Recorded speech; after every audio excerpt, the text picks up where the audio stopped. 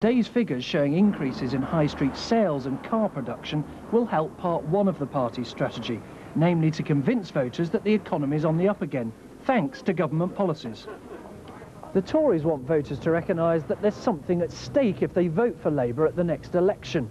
The Prime Minister is expected to say in his speech this afternoon that Labour's policies of a social chapter and a minimum wage will be economic handcuffs, guaranteeing higher unemployment. And Mr Major is expected to take the fight to Labour on the issue of education too. John Major's advisers are working on plans to create a grammar school in every town, although so far they've not convinced the Education Secretary of the idea. Whatever happens, choice in schools will be a key election battleground. Winnie Mandela, the former wife of President Nelson Mandela, has lost her legal battle for half his assets. But Mr Mandela offered her a one-off payment to try to settle the matter.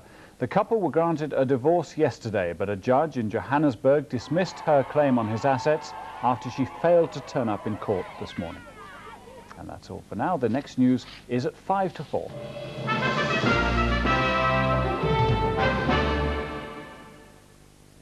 Now the headlines in the southeast. The family of a woman who died when a taxi plunged into a river are demanding to know why fire crews based yards from the scene weren't sent to rescue her. Carol Watkinson was trapped in the car after it fell into the River Stort on the Essex-Hertfordshire border. Firefighters took 15 minutes to arrive from Harlow, but the local fire station wasn't alerted.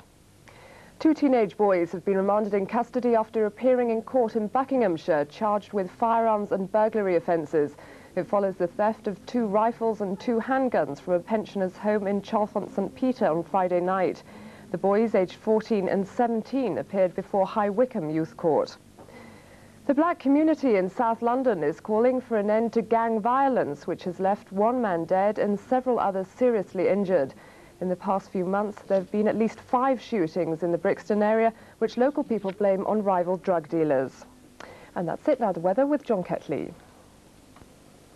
Good afternoon to you. Temperatures today range from a snowy 0 in the uplands of Scotland to 11 degrees down in the Channel Islands, but it's blowing a gale through the Channel, and most places, in fact, are experiencing a pretty cold easterly wind today. There's plenty of rain across the south with some sleet and snow up on the higher ground, and that rain, sleet and snow is now pushing northwards across South Wales into the southwest Midlands and pushing up through the London area just a short time ago. So it's a pretty miserable scene with that band of rain, sleet and snow moving a little bit further north during daylight hours. The brightest weather out there across northwestern parts of the British Isles. Tonight, that rain, again with some sleet and snow in the higher ground, pushing across Wales a bit to northern England, probably Lancashire and Yorkshire, with somewhat showery weather following on behind, but staying largely cloudy.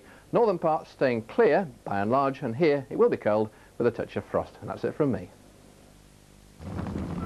A murder. They just dragged her into the car, drove her 60 miles up the road, set her on fire. A mystery. I don't know what's gone down. I really don't. A man who knows too little. Where's Joey? Does he know or doesn't he? A love story to the death.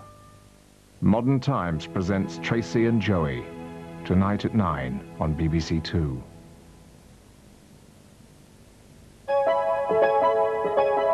BBC Two catches up with the latest from Westminster now with Nick Ross.